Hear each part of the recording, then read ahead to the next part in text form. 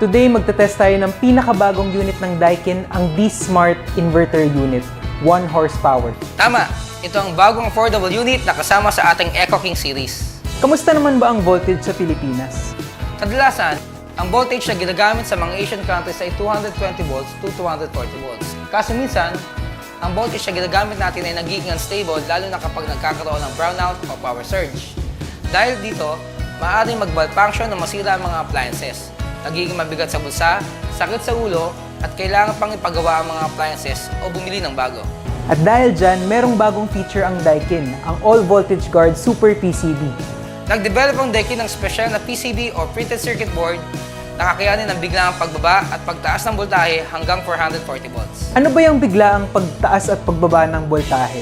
Ito yung tinatawag nating power surge, na kadalasang nakakasira ng mga appliances. Ang ating All Voltage Guard Super PCB unit ay kayang mag-operate o gumana mula 150 volts hanggang 264 volts.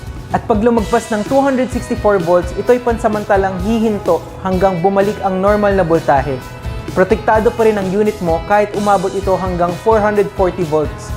Kaya simulan na natin ang testing para mapakita ang bagong feature ng Daikin. Okay, let's start. Mag-start tayo sa normal voltage na 220 volts.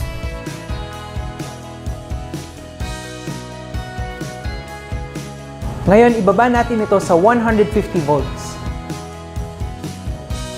Makikita na kahit na bumaba ito ng 150 volts, ang ating aircon ay tumatakbo pa rin na maayos. Subukan pa nating baba ang voltage.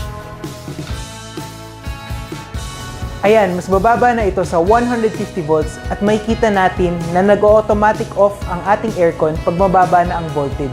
Ngayon, ibalik na natin ito sa normal voltage na 220 volts.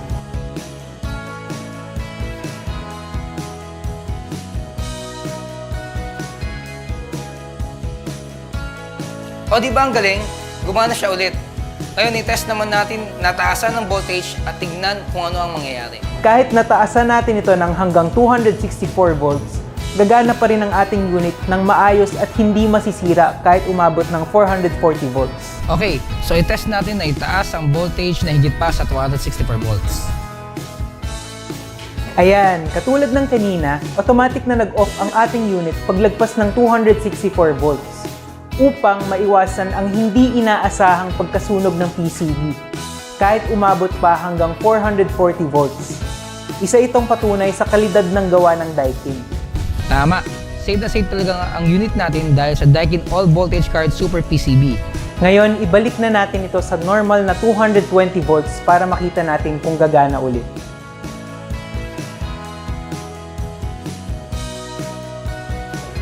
O di ba? Tingnan mo, gumagana pa rin ang ating aircon ng maayos at walang sira na hindi man lang na-damage ang mga parts nito. Kayang-kaya niya itong pagganahin kahit magkaroon ng mga power surges sa iba't ibang lugar.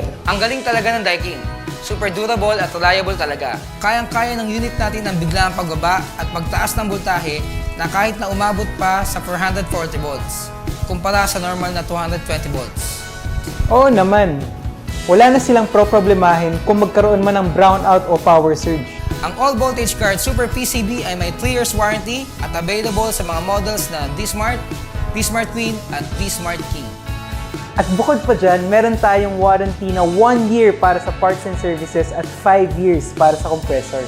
Not only will Daikin cool your home, but also give you peace of mind, because Daikin will be here with you throughout its lifetime.